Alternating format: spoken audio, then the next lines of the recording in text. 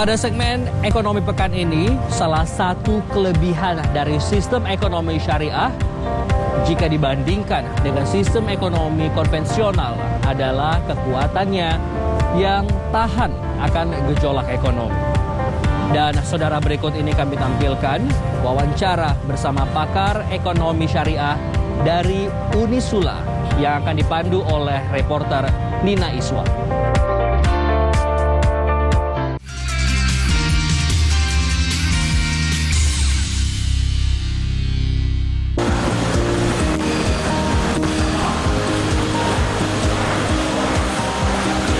Pemirsa, ekonomi syariah dipercaya dapat menjadi formula penguatan ekonomi yang kokoh di tengah krisis.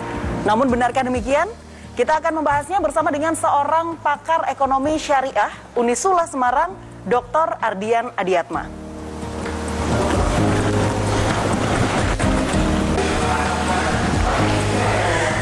Assalamualaikum Pak Ardian, apa kabar Pak?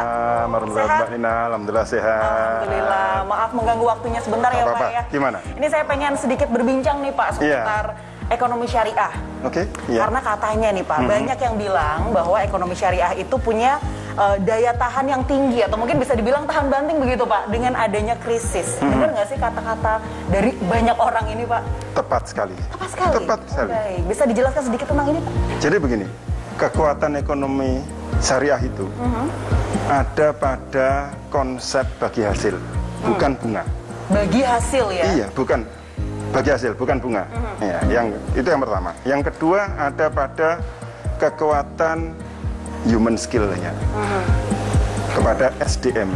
Itu aja. Baik, jadi kuncinya adalah itu ya Pak ya, yang membuat ekonomi syariah ini memiliki daya tahan tinggi dibandingkan dengan ekonomi konvensional ketika menghadapi krisis. Betul. Baik, mungkin banyak yang ingin kita bicarakan selanjutnya nih Pak ya. Kalau mau kita lebih banyak diskusi, kita ke dalam aja. Oh boleh ya, Pak, boleh. Mari. Permisi. Mari Marina. Ya, permisi. Ya. Mari, silakan duduk.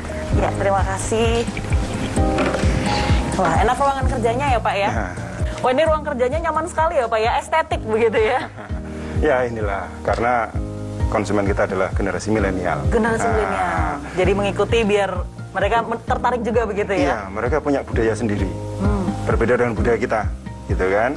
Salah satunya begini, wifi-nya harus kuat gitu kan. Betul. Kemudian mereka menggunakan sosial media yang lebih intens daripada kita dulu gitu. Betul. Iya. Betul. Jadi mengikuti begitu ya, mengikuti perkembangan dan mengikuti apa maunya milenial gitu ya Pak ya. Iya, betul. Nah, tapi ngomong-ngomong nih Pak, melanjutkan obrolan kita di depan tadi tuh Pak ya. Tadi sempat dikatakan bahwa memang ekonomi syariah itu bisa dibilang lebih tahan banting begitu ya kalau dibandingkan dengan ekonomi syariah. Apakah ini bisa dibilang keistimewaan dari ekonomi syariah itu sendiri atau ada keistimewaan lain sebetulnya? Iya, kalau kita bicara keistimewaan ekonomi syariah itu memang ada dua term ya, ekonomi syariah dan ekonomi Islam itu sama sebenarnya. Sebenarnya poinnya adalah tadi yang utama ketika ada pelarangan riba. Jadi kita menghindari bunga, tapi lebih menekankan solusinya adalah bagi hasil. Kemudian mindset sumber daya manusianya. Kemudian ada jaminan sosial.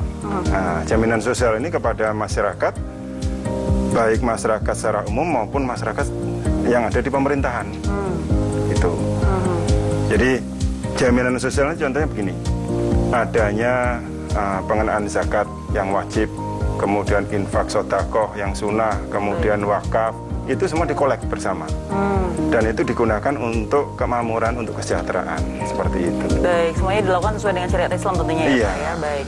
Nah, tapi kalau berbicara soal ekonomi syariah ini sendiri, tentunya di Indonesia sudah cukup lama begitu ya masyarakat kita mengenal ekonomi syariah. Tapi maaf nih Pak, sepertinya sampai sekarang gaungnya masih agak kurang bisa mengejar ekonomi konvensional. Kalau Bapak sendiri memandang hal ini bagaimana? Saya melihat kalau kita beriset sejarah ya, ekonomi konvensional itu sudah 300 tahun yang lalu, sudah jalan. Sejak Adam Smith tahun 1776 itu sudah berjalan. Tetapi ekonomi Islam baru jalan kemarin. Itu diawali tahun 72. Jadi masih sekitar 50 tahun yang lalu. Tapi ini bukan menjadi alasan utama ya, bahwa kemudian karena lahirnya belakangan kemudian lebih rentan, enggak. Tapi sebenarnya begini, yang menjadi poin adalah pola pikir masyarakat kita ini yang masih mengikuti pola pikir kepastian di masa depan. Nah, sebenarnya masa depan kan nggak punya kepastian nih. Kita mau seperti apa besok pagi, kita nggak punya kepastian. Sebenarnya itu yang ditanamkan. Betul. Pada ekonomi konvensional itu yang kemudian ditanamkan. Artinya begini, contoh untuk bunga. Jadi tiap bulan saya dapat berapa nih, gitu kan? Itu suatu kepastian. Yang sebenarnya itu yang menjadi poin bahwa dalam ekonomi Islam nggak ada kepastian itu. Tetapi mendapatkan sesuai dengan porsinya. Iya. Baik. Jadi memang bisa dibilang mungkin banyak masyarakat yang belum terbiasa. Iya. Begitu ya Bapak iya. ya. Baik. Kalau dari para praktisi ekonomi syariah begitu ya, bagaimana upaya-upaya yang dilakukan agar gaung dari ekonomi syariah ini bisa mengejar ekonomi konvensional, Pak? Oke. Yang menarik begini, pertumbuhan ekonomi syariah ini dari tahun ke tahun, 3 tahun terakhir sudah melebihi pertumbuhan ekonomi konvensional. Ekonomi syariah sekarang ada di angka 10,54% pertumbuhan per tahun. Ekonomi konvensional itu masih 7,7%, turun, Bri. Turun. Ini menarik, ada catatan. Pertanyaannya kenapa begitu ya? Kenapa kemudian ekonomi syariah itu menjadi pertumbuhannya menjadi lebih tinggi, lebih cepat gitu. Walaupun secara keseluruhan ekonomi syariah itu masih mendominasi sekitar 8-9% dari pertumbuhan ekonomi nasional. Seperti itu. Yang menjadi menarik adalah ketika tumbuhnya lembaga keuangan Islam, lembaga keuangan syariah yang pertumbuhannya cepat. Iya.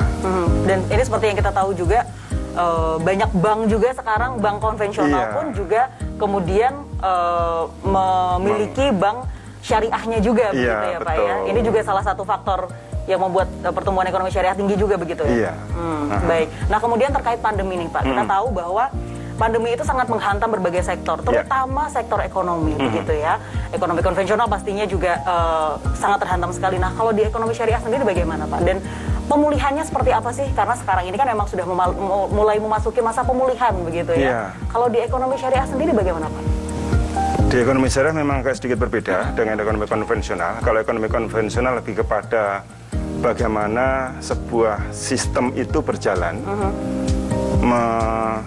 buat usaha-usaha itu kemudian bisa tumbuh. Tapi di ekonomi Islam itu yang menariknya tidak hanya kepada sebuah sistem saja, tapi pada kemampuan sumber daya manusianya. Dia bangun. Contoh seperti ini. Salah satu usaha batik di Pekalongan, itu mereka biasa memperjualbelikan cek atau giro. Misalnya Mbak Nina nih punya giro 100 juta. Karena butuh uang, gironya jual ke saya.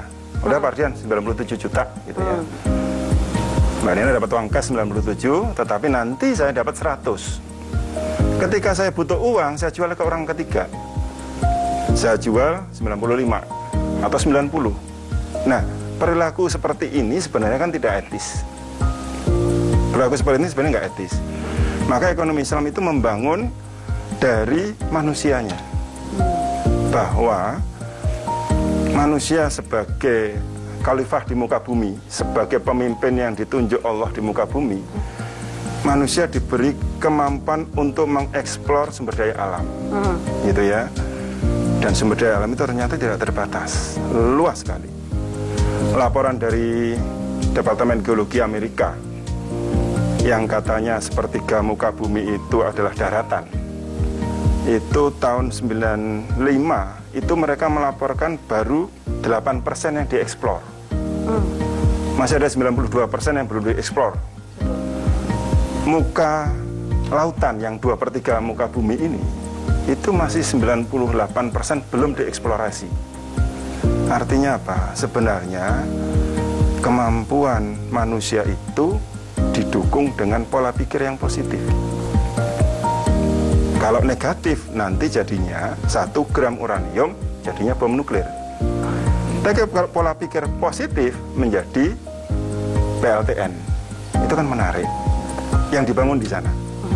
Bahwa Di balik sebuah kesusahan pasti ada kemudahan.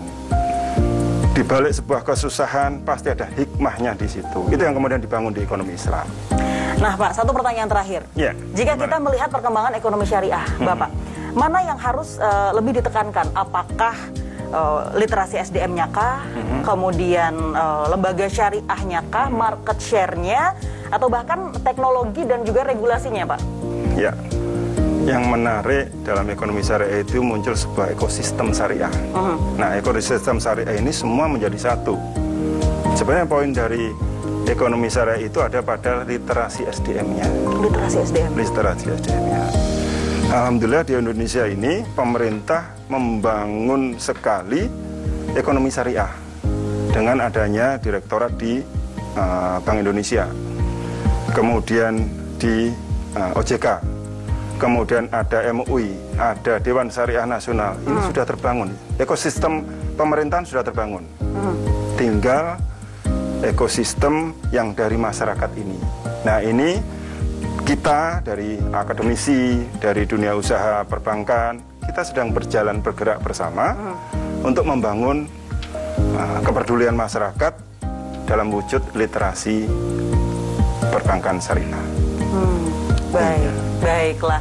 Baik, terima kasih banyak atas perbincangannya hari ini, Bapak sudah memberikan wawasan yang lebih luas lagi tentunya ya mengenai perkembangan syariah ini dalam menghadapi krisis juga terutama. Terima kasih banyak, Bapak. Terima kasih, Mbak Nina. Baik, pemirsa, demikian tadi perbincangan kita bersama dengan pakar ekonomi syariah Unisula Semarang. Dan memang kita tahu Indonesia ini merupakan pasar yang sangat prospektif sebetulnya ya untuk mengembangkan ekonomi syariah. Jadi ayo kita dukung bersama perkembangan ekonomi syariah di Indonesia. Saya Nina Izwan, sampai jumpa.